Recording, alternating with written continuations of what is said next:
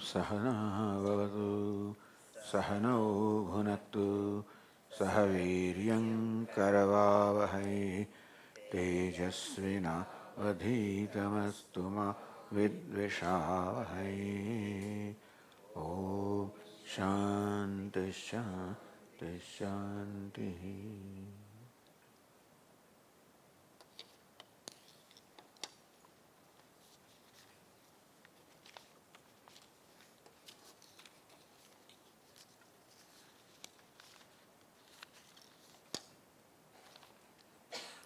Can you elaborate on the statement, everything which is seen is included in seer? Where did you find this statement? Huh?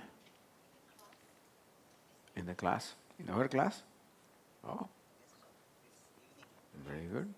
So everything that is seen is included in the seer. So then we said that what is the line that divides the seer from the seen?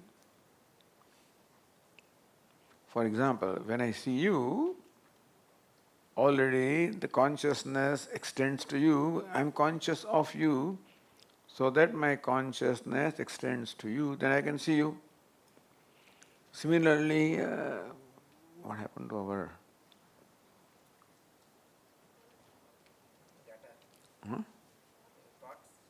Ricola?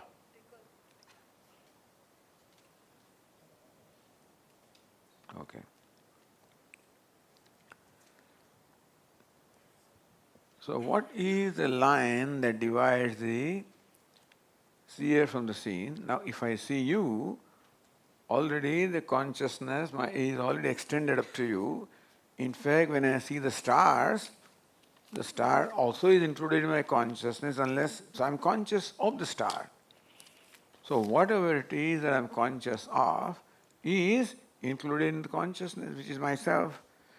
And therefore, I ask a question, what is the boundary or the dividing line that divides the seer from the seen? Then when I become aware of that line, that also becomes seen, included in me, then whatever I'm aware of is in my consciousness. I cannot be aware of something unless it is my awareness or consciousness, is it? And therefore, if I'm aware of the stars, they are also in my consciousness. And therefore, everything is my consciousness. And consciousness is a seer. Therefore, everything is included in the seer. In fact, Vedanta teaches us that it is drashta that gives reality or existence to drishya. Just in the dream is the projection of the dreamer, and therefore the whole dream world is in fact illumined by, sustained by the dreamer. The dream is projection of the dreamer. And so whatever I see when in the waking also is really a projection of the self and therefore is included in the self. If self is consciousness, it's included in the self. Any question on this?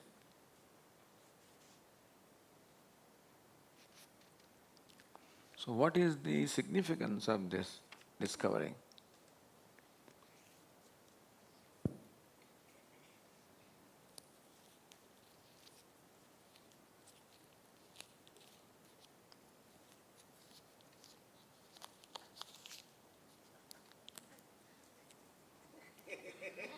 When the supply is there, then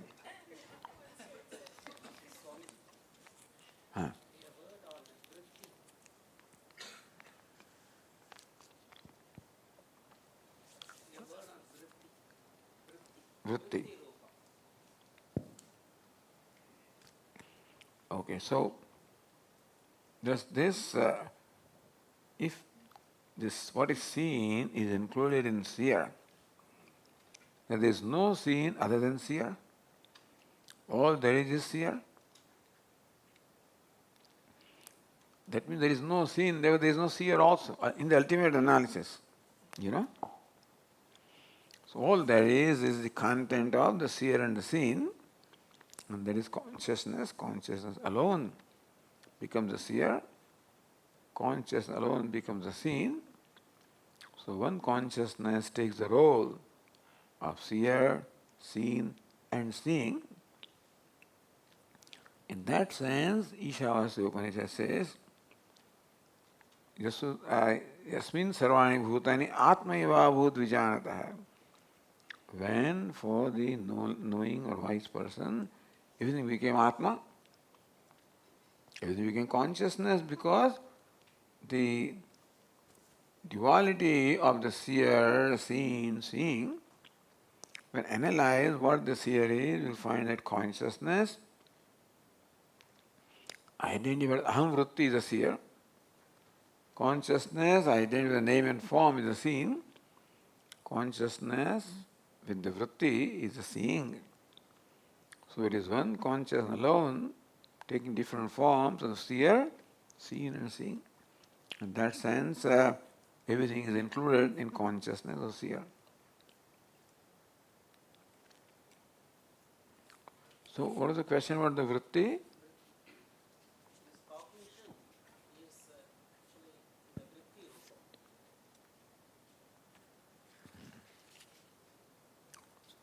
Say that again, please. Like in the Devi sloka it comes Ya Devi Sarvabhuteshu vritti rupena samstita. Vritti rupena. Their vritti is not the thought, their vritti is vyapara or activity. So wherever any vritti, vyapara, activity takes place, the Devi is there as the very activity. Their vritti means that although you could, but in that particular verse, vritti does not mean a thought, although it could very well, but there the vritti means vartanam, vyapara, activity, transaction.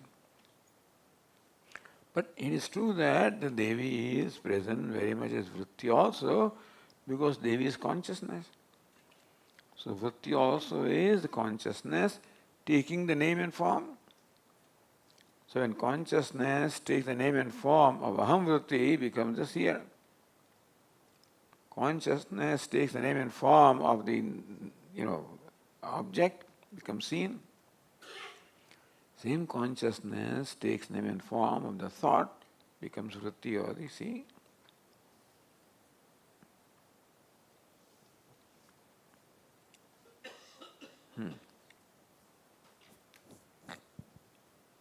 Then one thing is coming to mind. In physics, no theory of relativity, there is no world without the observer, and all the attributes of the world are dependent on the observer only.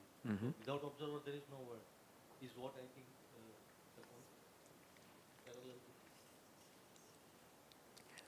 parallel. What it means that it is observer that gives the reality to what is observed.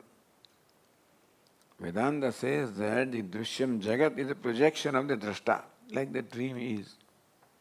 So even waking world also is seen as a projection of the seer, where the seer is consciousness. So whether we can equate with that statement, but the whole system becomes complete when you take into account all the factors that are involved. And therefore, merely analyzing what you see is not enough, because the seer also is part of the scheme or the system.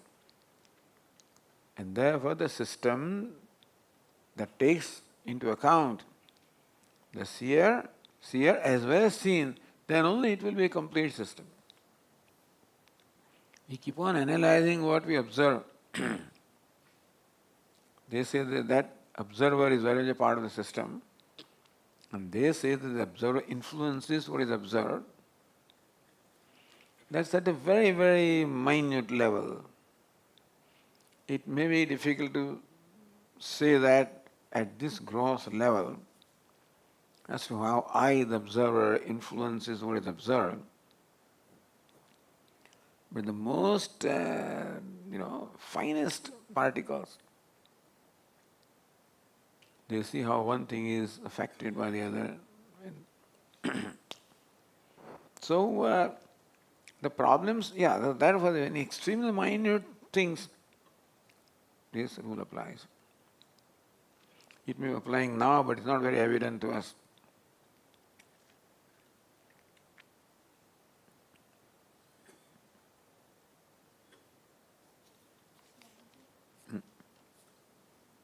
One minute.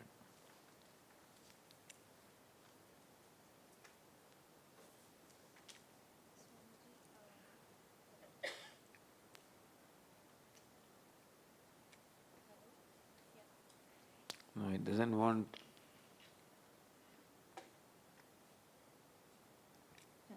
Hmm. So, morning we discussed that the entire world is within your hand. Mm-hmm. So, in that case, what I understand is the world is entirely our, because of our knowledge about that, our learning about that. This is color, this is man, this is female, this is that, this is table.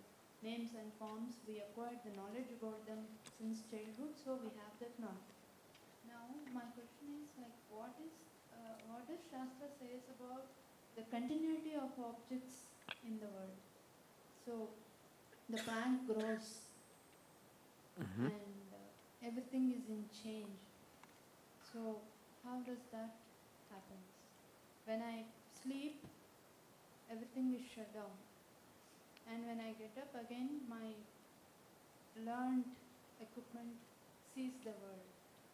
So, how is the change happening from What change?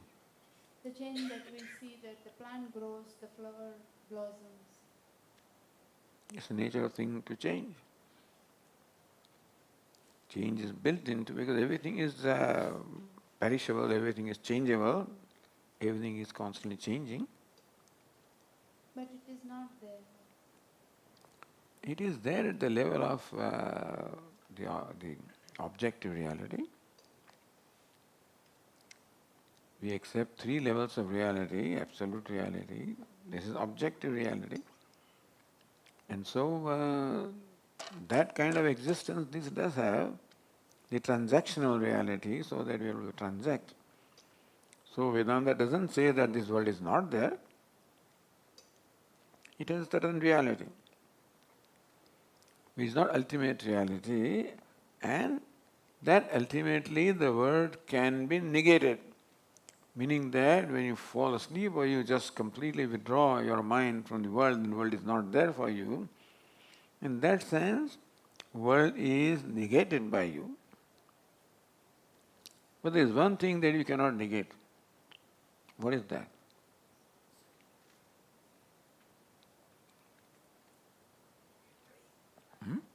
I consciousness. The negator, yes, the consciousness. So that becomes then the limit of all negation. And now when we say that what we meant is the world is a projection of the mind. The mind, there are different models to explain. One model is because by Anvaya Vyatireka, mind is not there, and then there is no world. So even if now you withdraw your mind completely, there is no world for you. When mind is oscillating, vibrating, functioning, then the world is there. And so by that they say that the world is the manifestation of mind, projection of the mind. Now in that, so you started with that and then you came to the plant. So how do you, how does change take place? How do you observe change? What was the question? So my limited understanding only. So what I thought is only when we wake up we are seeing the world. Otherwise, there's no actual the absolute reality. There's no, it is in absolute reality the world is not there.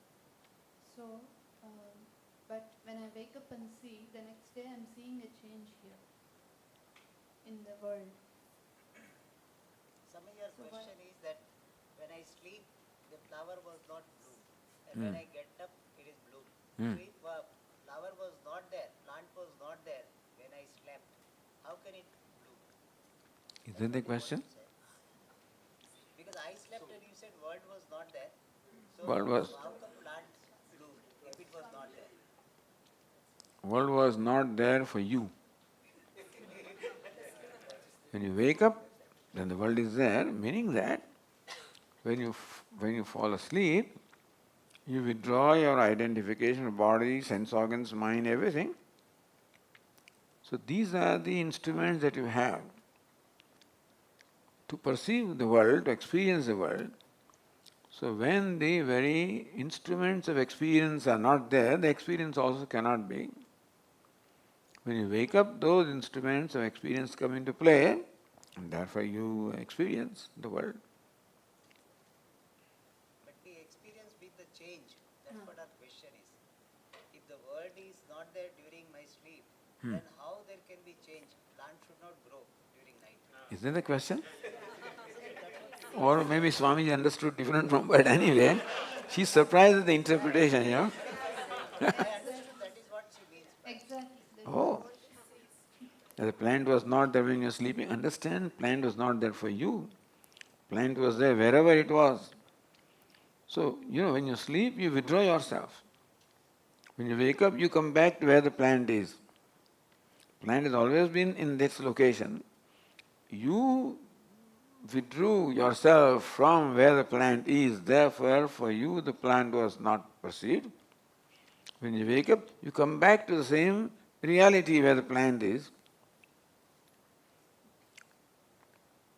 And so it is like this. I go away from this place for 6 months. I find that these plants have grown, but that these plants are not there for me because I was not here. Similarly, when you go to sleep, you withdraw yourself in a certain world. When you wake up, you come back to this world.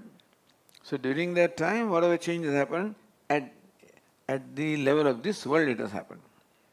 Like you are going away from home, returning after 10 days, and the plant that you have, the seed, some sprout has come, because that change was taking place at that, whether you were there, you are not instrument of change.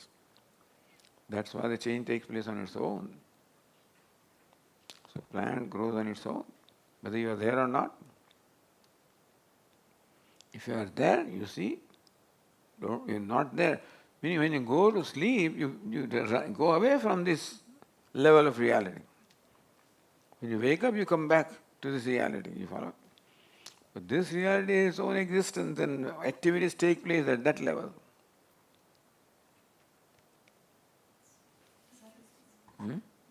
Okay.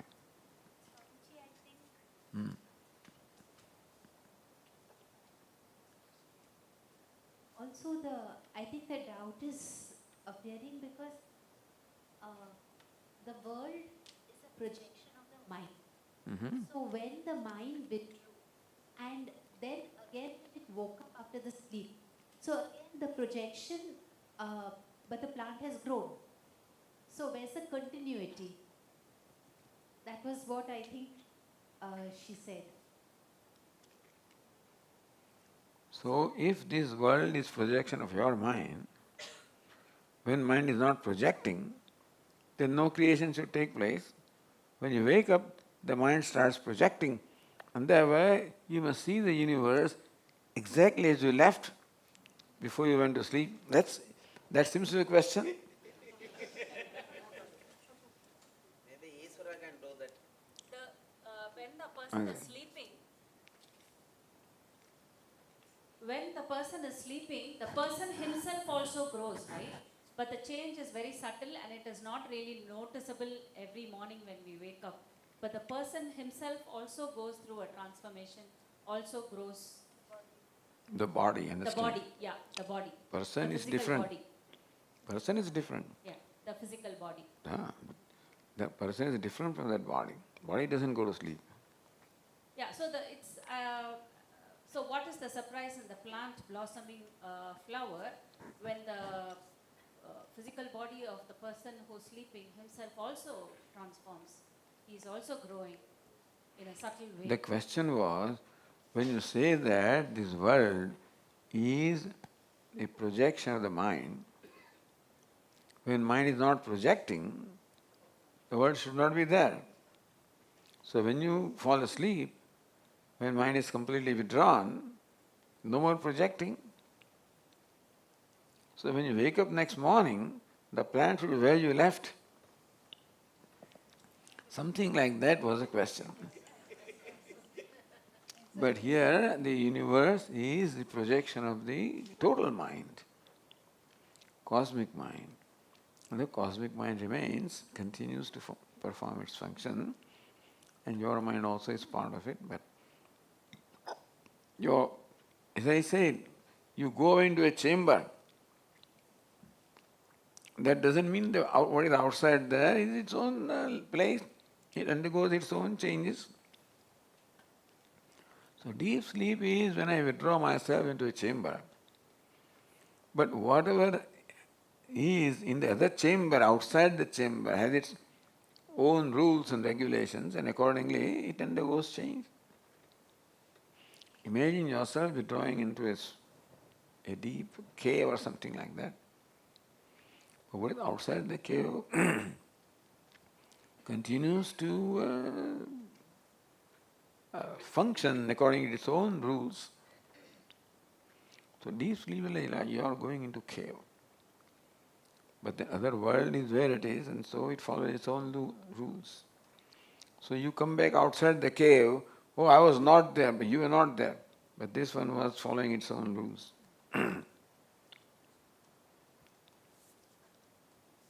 Swamiji, so what I understood is there are different levels of realities where sleep is a pure tamasic state where we don't have access to the other level of reality. And the dhyanam kind of activity takes the mind to the upper levels, to the divine levels, close to Ishvara. That is where we get to see what is actually happening. Isn't it? Am I correct, Swami? What is actually happening means what? Absolutely. The truth. The truth of it. Yeah. Then it's not happening. It's not happening. Thank you so much. You have a question? There.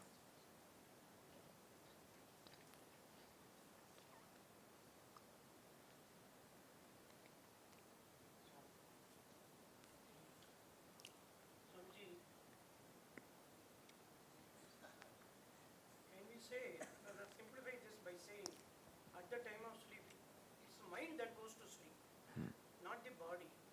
So because the mind goes to sleep, we are not aware what's happening. That's point number one. Second, this doubt actually, not me. Second thing is, can we equate the sleeping state to that of a laptop in a sleeping mode? You can, but there is one problem in that. How do you explain the dream state? You cannot explain that computer's sleep state to a dream state. You cannot explain that. For that also I have a model to project. That is, in those days, in the olden days, the computer was operating the MS-DOS system. So when the computer is running a program, you switch off and switch on the main, it will provide a garbled message. So in my opinion, my suggestion, the way I put it that a dream is nothing but a garbled message that is of no use to anybody. We should not give too much importance to dream. Maybe in some cases, the impressions are so deep, vasanas are so deep, something comes out at the time of sleep also, and dream also. Otherwise, it is just a garbled message. This is what I feel. Sorry. Deviated from the topic.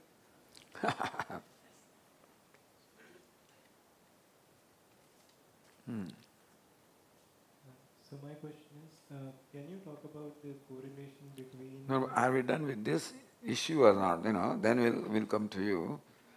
Uh, He has something to add here.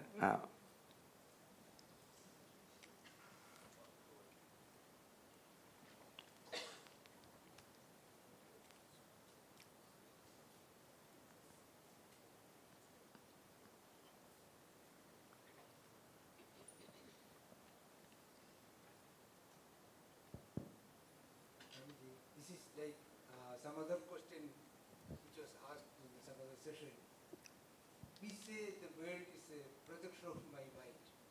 I don't have any artistic knowledge or anything. Then how these beautiful mountains and waterfalls and all are created? Then I don't have any sense. It may be there potentially in your mind, and that potential becomes manifest. Or it may be the projection of the total mind. The world is projection of total mind, really. But at the same time, even Vivek Chudamani says the world is projection of your mind. And the argument is simple, that when your mind is not functioning as in sleep, then for you there is no world. When the mind starts functioning when you wake up, the world is there. So world is projection of your mind. All of this is said basically to help us let go things, All of this is said in the context of the knowledge, where we can withdraw our mind from, either you call it mithya, that's one way of withdrawing, call it projection of the mind. So these different models are given to us so that we can withdraw our mind from the world and we can become, aware of our own self. So these are different ways or models given to us. I will not take it too seriously. Swamiji, so just adding to her question, so she was talking about change, but in every change there is also continuity, right? So we are seeing change, but then if we observe closely, then there is something that is continuous. Mm-hmm. So it is all about shifting our attention from the change to that continuous. So where is that continuous? Where is that continuous? That ends up in me. That ends up in the Paramarthic reality. If we focus our attention to that continuous thing. Right? You can perceive change only with reference to a reference point. And so when you perceive change, there must be a reference point which does not change. And basically that's what you are. Because change cannot be measured or perceived without reference to that which doesn't change. If both the trains are on the parallel tracks and moving at the same speed, you cannot perceive the movement. So even after sleeping, I am waking up and I'm seeing the plant bloom. I'm seeing the change. But there is something which is, as Swamiji mentioned, which is not changing. So that is the Paramarthic reality, which we are Searching for, talking about. But enjoy the change nevertheless. The Vedanta should become too dry, it's all mithya. રવિ, આપણે મુંડકમાંથી માંડુક્યમાં પહોંચ્યા. Yeah. He was asking some questions. Yeah. So my question is, can you talk a little more about the correlation between the gross, subtle and causal Causal. body of the total mind versus the individual mind? The model is the same. In fact, the total follows the same model as the individual. So just as your deep sleep, dream and waking state, we also say that there is a cosmic sleep, cosmic dream, cosmic waking. In waking, there is identification of the gross body, so this is cosmic waking state where we see the gross names and forms. And In the process of creation, first there was a cosmic dream, and before that there was cosmic sleep. So pralaya is a cosmic sleep. From that comes the state of cosmic dream where the subtle bodies are, they become active, and then the total gross bodies.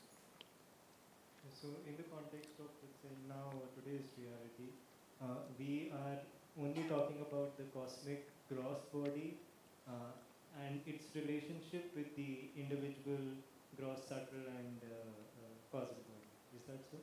Yeah, because what we perceive is the gross body.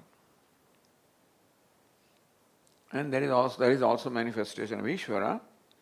And that is our point, that what is manifest is Ishvara. To see that harmony in there, ultimately to see the continuity there, and to see the same principle of consciousness sustaining all these names and forms.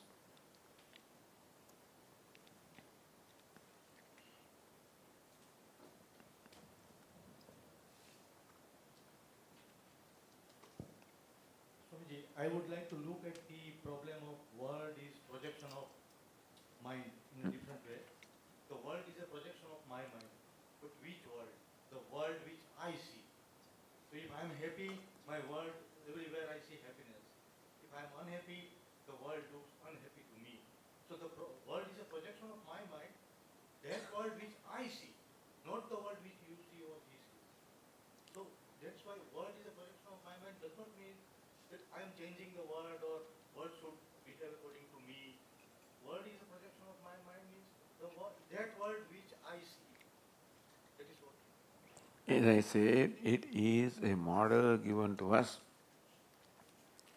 that when your mind stops oscillating or functioning, there is no world for you. So how do I withdraw my consciousness from the world? By making my mind still. Basically, that is the intention or purpose of saying that because this is simple mathematics or arithmetic, I should say, of anvaya vyatireka. When I am fast asleep, there is no world for me. When I wake up, there is world. So when the mind was not there, world was not.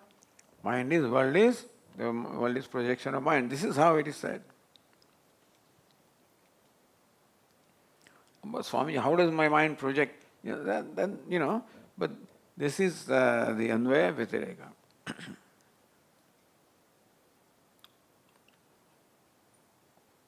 Anybody else?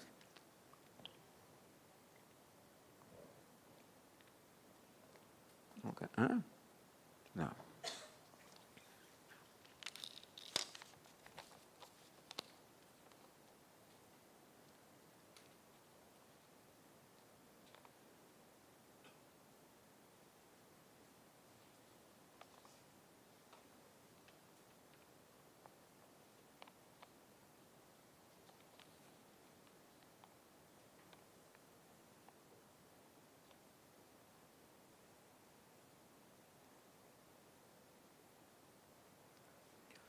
Vedanta acclaims regarding spirituality as follows: religion ends and spirituality begins. Religion ends and spirituality begins. Then in today's context or for several centuries, many wars are fought in the name of God. So I think earlier statement was set aside. Start in today, for several centuries, many wars are fought in the name of God. Why still there is race for the supremacy in gods? Not supremacy in gods, supremacy in human being. Human being wants to supreme in proclaiming that my concept of God is the greatest. It's a problem with human being, not with God. Gods are not racing, they are not competing. Human mind's nature it is to compete, to race, to prove superiority. And one way of proving my superiority is my God is better than yours. So have a container of water. Bring your Krishna, put it here, sinks. Look at this cross, floats. This cross is made of wood. Your God sinks, my God floats, my God is superior. All this idiotic stuff, the childish stuff of superiority, inferiority of God, is not understood what the my God and your God, there are as many gods, as many people there are. So, this is just the way of confusing people and making them feel that your religion, God, tradition is inferior and mine is superior, and therefore you should convert. That's all. All tricks. Even our Hinduism is so, there is no, wars are fought in the name of God? No. Wars are fought by human being. A human being wants to fight, that's all. So he is not only God. Human being can make anything as an issue. Boundary can be an issue. Language can be an issue. And so the religion can be an issue. It is not fought in the name of religion. Human being makes religion an issue to fight. You follow? The fight is here. Where? In the human mind. And he is looking for some excuse. And so he makes God, religion, etc. as issues. Not that war is fought in the name of God. Human being wants to fight. Find some issue. Like this, what was it? Was it a wolf at the there was a water body, and so this wolf was doing, and then when what is the goal? A lamb came, Panchatantra. So that wolf says, "Hey, you are polluting my water." So no, I am not even drinking water. I am not polluted. But yesterday you polluted your father. I don't have father. But you did. He wanted to pounce upon him and kill him, and therefore you find anyway. And so human being will find anyway, my God, your God, this God, my religion, that religion. That is not what the purpose of religion is. Even our Hinduism is so divided that the different sects, paths do not unite but divide us. How can a common man understand that we are all the same? The sects do not divide. Human being uses the sects or the paramparas, sampradayas, as an issue to divide. No sampradaya says that you should fight with others. Nobody says that this is superior or inferior. If they say that it's some sampradaya out of their own mind. But no sect says that justifies fight and killing. If it does, it's worth nothing, If you find from your own scripture justification of fighting and killing, what kind of scripture is that? I don't know. But there cannot be any kind of a religious thing or a spiritual thing which can promote violence, It's a matter of human being using what is stated there to justify the violence. So violence always is here. And we find some excuse to bring out my violence. I have some other kind of problem. I don't list this person, I don't know the language, I don't like the color, I don't like this, or I just want to snatch away what that person has. That's all it is. So meaning that no wars are fought because of God. No wars are fought because of religion. Wars are all fought because human being wants to fight. He wants to dominate. He wants to loot. That is his agenda. And he just uses some religion that you belong to different religion, so I have a right to kill you. You belong to different language, I have a right to do this. You have different color of skin. So what can we say?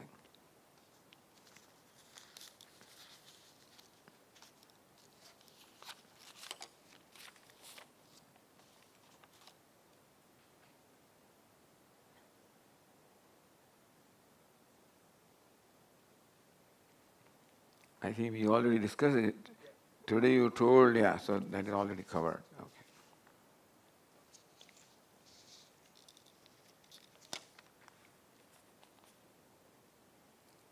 Yattat adreshyam agrashyam agotram varnam. This was the passage, this passage in the Mundaka Upanishad which we have not discussed.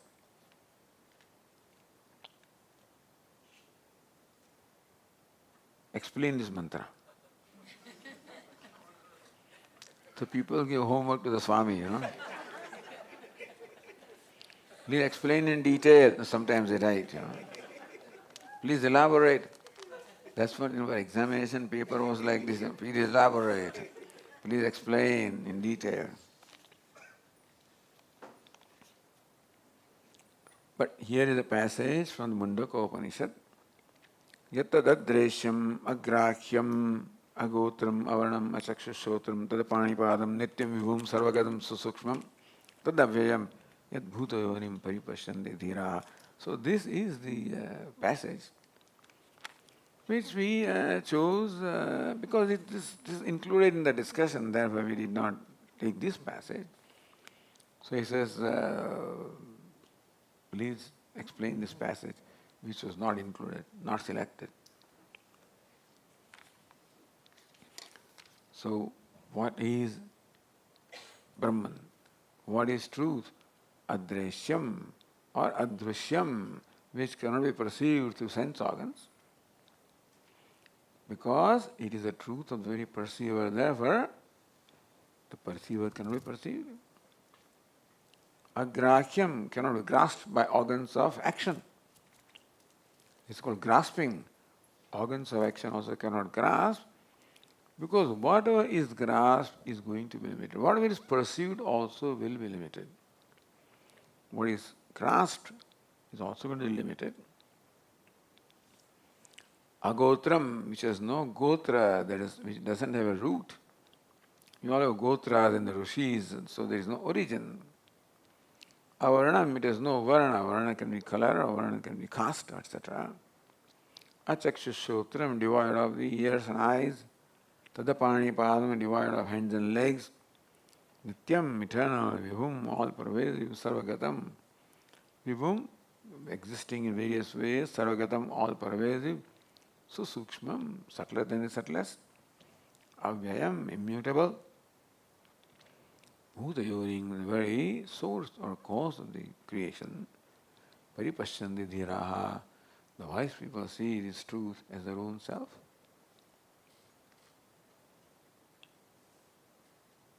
Only one entity qualifies this description.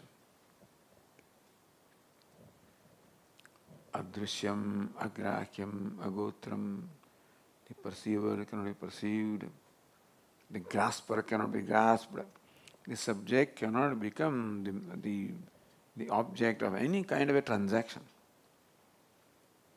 Whatever I can transact is going to be objective, limited, perishable. The very transactor is beyond transaction, he will become perishable. So this shows that Brahman or the self or Atma is beyond all limitations. The limitlessness is described in this way by negating. This is a typical statement of what they call neti neti, negating. Adreshyam cannot be perceived, negating the limitation of being perceived, of being grasped, of being thought of. And all of this is negated. What remains as negator. Dhiraha, wise people see this as their own self. So description of the self is given in this Mundaka Upanishad.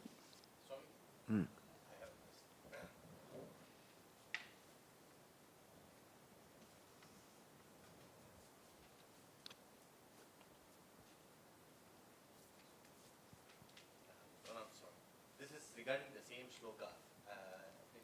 Oh, Dreshyam Agrahya Agotram. Yeah, at one point you mentioned that Brahman is that which does not have attributes, no ears, no eyes. But in the shloka you discussed today, you mentioned that Brahman has sun and moon as eyes, and ears are the direction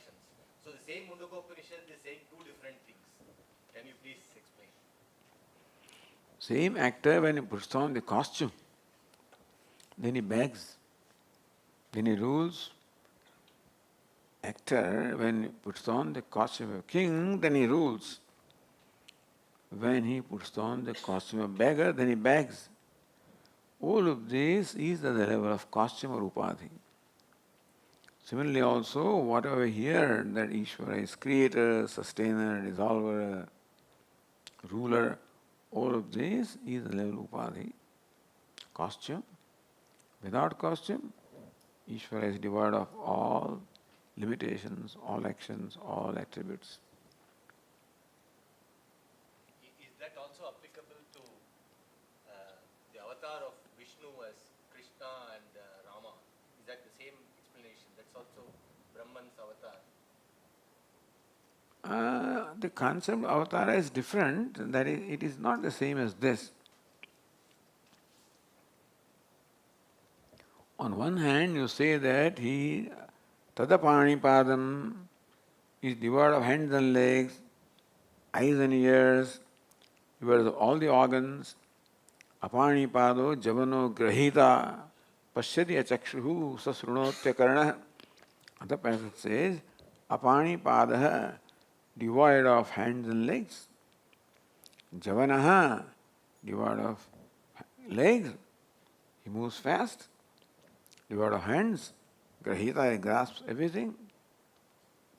So Pashyati Achakshuhu is without eyes, sees everything. Shrunotya Karanaha, without ears, hears everything.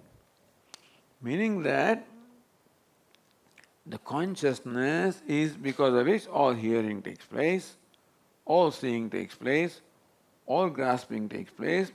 So you can say that through all the hands he grasps, through all the eyes he sees, through all the ears he hears. Himself devoid of ears, through all ears he hears. Himself devoid of eyes, through all eyes he sees. He is nirvishesha, functioning through the upadhi which is vishesha. And so we can ultimately, who is seeing? A conscious entity alone can see, and only conscious entity is Brahman. So we have to say, he sees. He says, I don't see. If you go and ask him, I don't see. Now how does seeing take place? So, achakshu, shrotram, tadap. He is devoid of chakshu, the eye, shrotram, the ears, apani padam, devoid of hands and legs. And still, then, who sees? Who hears? How does seeing take place? How does hearing take place? He says, I don't do anything. So who does all this?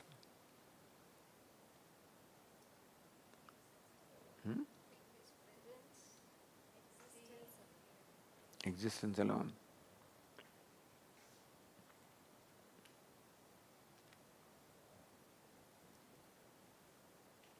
Because the Lord Krishna says, I don't do anything. Tasya kartara vima vidya akartaram avyayam. May you know me as the creator of the universe and know me also as not creator. In one line. Tasya kartaram apimam vidhi. May you know me to be karta, the creator of the universe, akartaram, while I am not creating. Nishka? Well, he says, while not creating, I create everything, or while creating everything, I don't create. Meaning all creation takes place in his presence. Without him, creation cannot take place, so we say he creates. But at his point, I say, I don't create in my place. So Lord Krishna says, Maya dhakshena prakritihi suete sacharacharam hitunanena kaunte jagad viparivartate. Maya adhyakshena. Here Arjuna, I am just adhyaksha. Just as what, just the witness. And in my presence, Prakriti does everything like in presence of magnet, how the iron filings become active in presence of magnet. So also Lord Krishna says, in my presence. Meaning that when iron filings move in presence of magnet, the potential of movement is in iron filings. In presence of magnet, that just becomes active.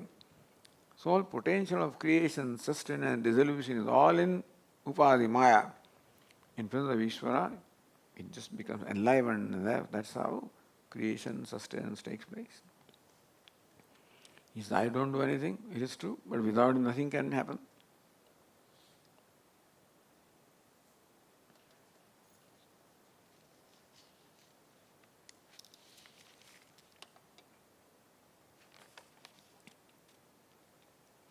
If the universe is essentially a projection of the mind, how do we explain the shared nature? Shared means it's the same for many people of objective reality.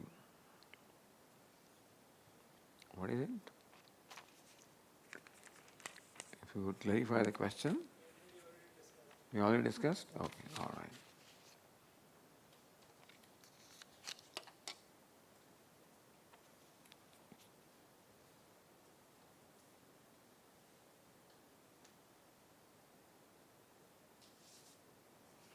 In the last class you mentioned, this is deep sleep businesses now. In the last class you mentioned during deep sleep I associate with the causal body. How does this association take place as the mind is in the unmanifest state? Causal body is unmanifest state. So the causal, the subtle, the gross. This is the sequence. Deep sleep state is the causal state, unmanifest state. Dream state is the subtle state. Waking state is the gross state. Causal, subtle, gross. And so, how does the association take place as the mind is in? So, they are all states of mind. Mind becomes manifest, mind becomes dreaming, mind becomes awake. In presence of the self. But because mind itself is unconscious, therefore we think that the Atma is sleeping, Atma is dreaming, Atma is awake. It is mind that is sleeping, mind that is dreaming, mind that is awake. They are all states of mind, not states of the self. They call it states of consciousness, but they're states of mind.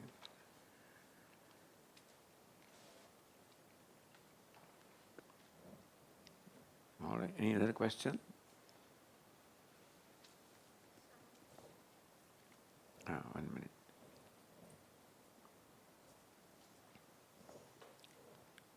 You'll do a good exercise this evening, from one end to the other.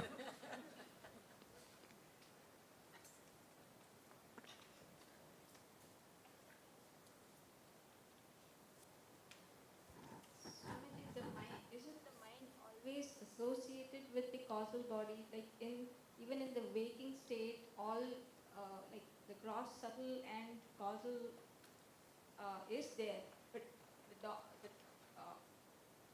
the predominance is with the gross body, and then in the dream state, it is just the subtle and the causal.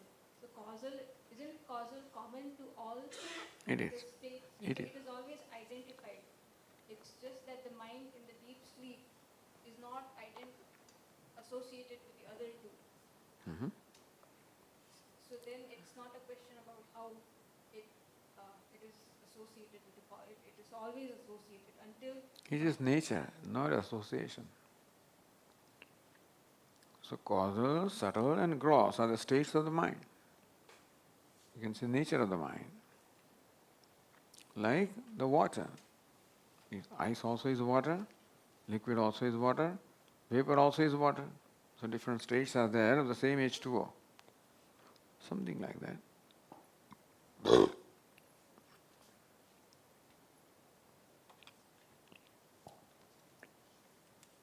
I think your exercise is over tonight.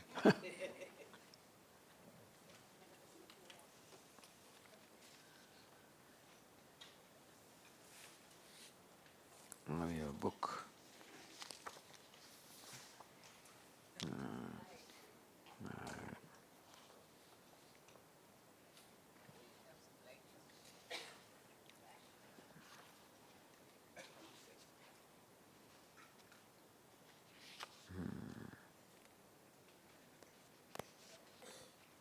Okay.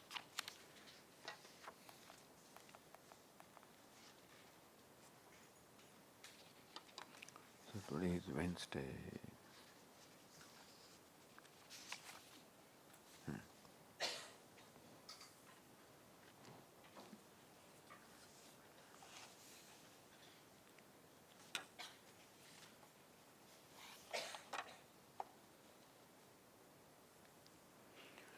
जय जगदीश्वरी माता सरस्वती.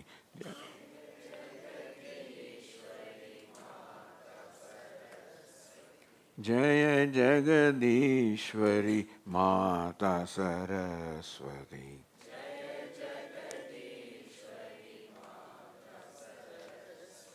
शरणागत प्रतिपालनकारी.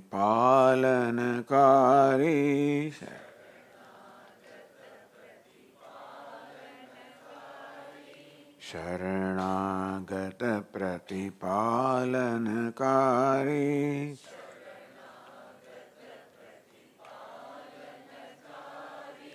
जय जगदीश्वरी माता सरस्वती.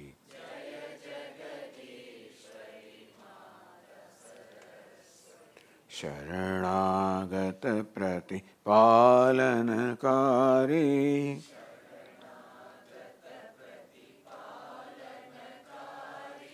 चंद्रबिंब समवदन विराजे.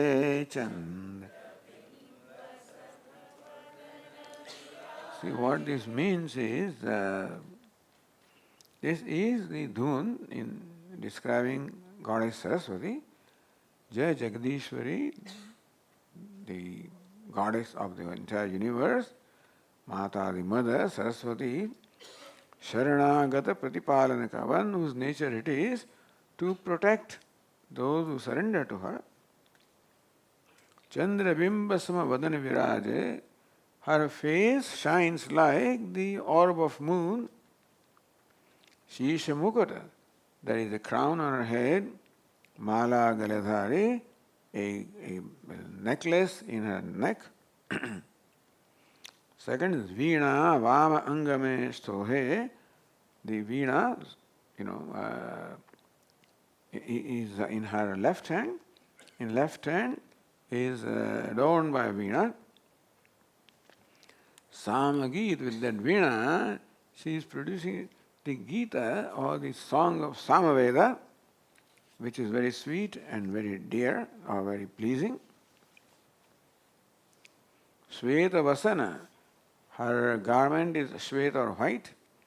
Kamalasana, Sundara Kamalasana, she sits on the seat of Kamala or lotus. Sangha Sakhi, Shubha Sangha Sakhi, accompanied by the Sakhi or the friends. Shubha Hamsa Savare, and she is riding the vehicle of Hamsa or Swan. So this is a description of Saraswati.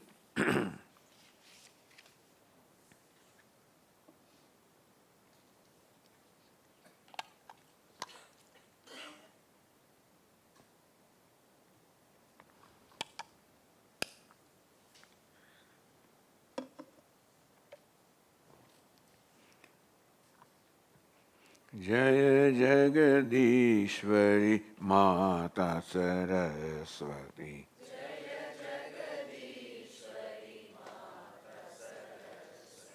Jaya Jagadishwari Mata Saraswati.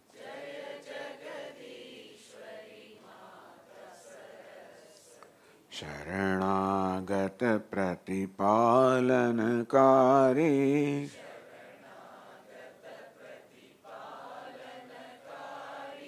Sharanagata Pratipalanakari.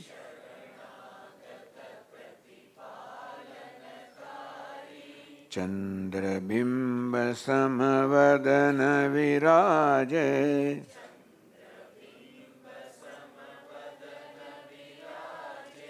चंद्रबिंब समवदन विराजे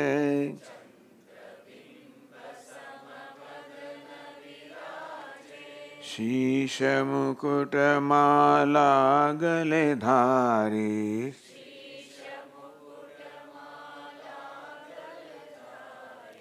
शीश मुकुट माला गले धारी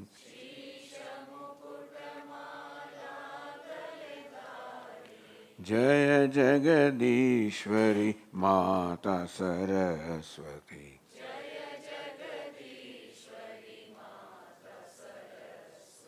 शरणागत प्रतिपालनकारी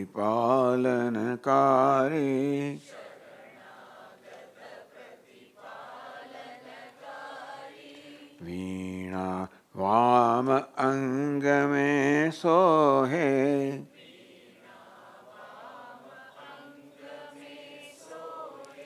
वीणा वाम अंग में सोहे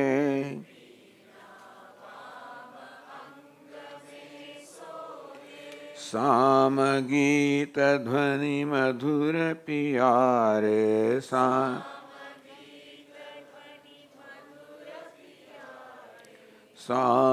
गीत ध्वनि मधुर पियारे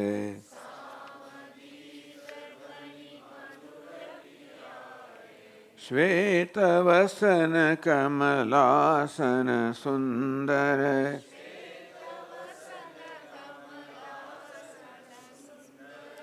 श्वेत वसन कमलासन सुंदर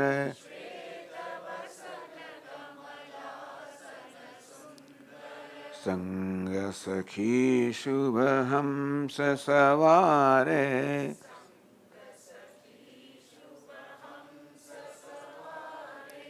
संग सखी शुभ हंस सवारे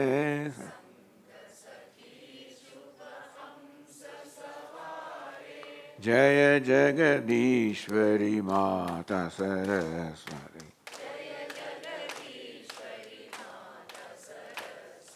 जय जगदीश्वरी माता सरस्वती शरणागत प्रतिपालनकारी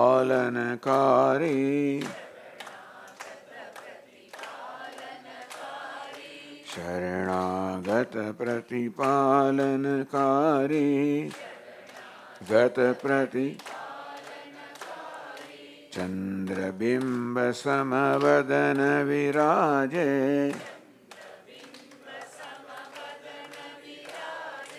चंद्रबिंब समवदन विराजे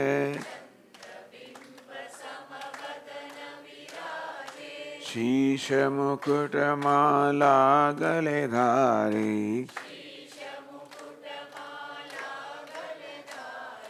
शीश मुकुट माला गले धारी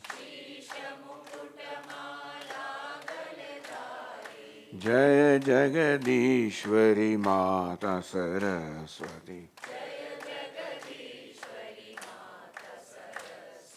शरणागत प्रतिपालनकारी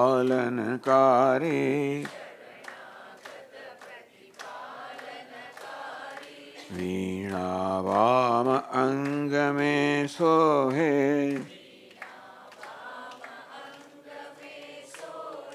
वीणा वाम अंग में सोहे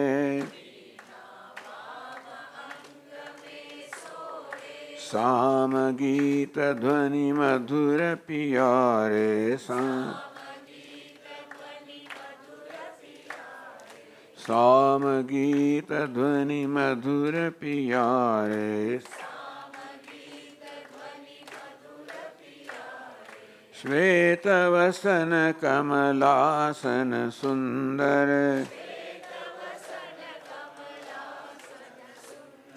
श्वेत वसन कमलासन सुंदर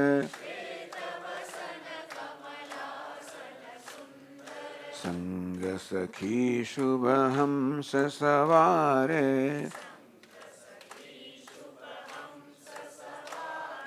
Sanga Sakhi Shubham Sasavare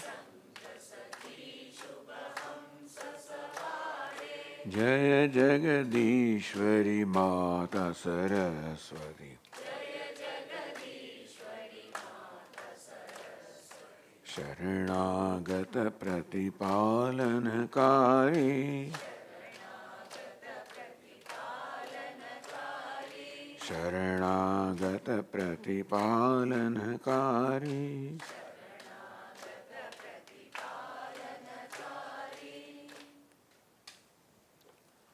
Om Sarve Bhavantu Sukhinah Sarve Santu Niramayah Sarve Bhadrani Pashyantu Ma Kaschid Dukhavag Bhaved Asato Ma Sadgamaya Tamaso Ma Jyotirgamaya Mrityorma Amrutangamaya Om Purnamada Purnamidam Purnat Purnamudachyate Purnasya Purnamada Purnameva Vashishyate Om Shanti Shanti Shanti Shri Gurubhyo Namaha Hari Om